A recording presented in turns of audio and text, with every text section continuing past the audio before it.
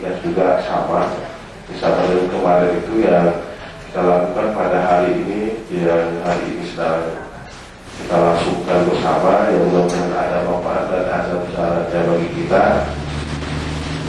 Kemudian di samping itu ada program rutin yang dilakukan GSM melakukan monitoring anggaran APBK, anggaran APBA, monitoring anggaran APBN, anggaran BRL, anggaran BRA, monitoring anggaran perusahaan lainnya, monitoring sekolah, kartu radio, konferensi pers, penyebaran stiker dan kalender dan penyebaran spanduk. Ini adalah program misi GSM. Kemudian GSM akan melaksanakan public hearing.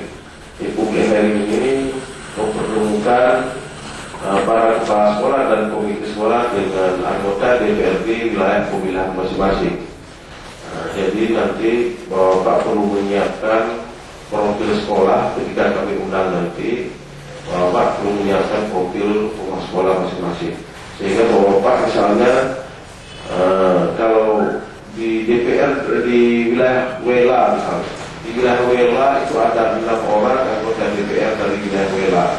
Berarti Bapak harus menyiapkan sekitar 9 profil sekolah.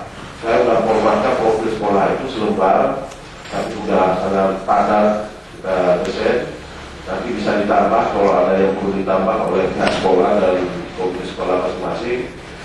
Sehingga itu kita berikan langsung pada anggota DPRD yang hadir ke WELA.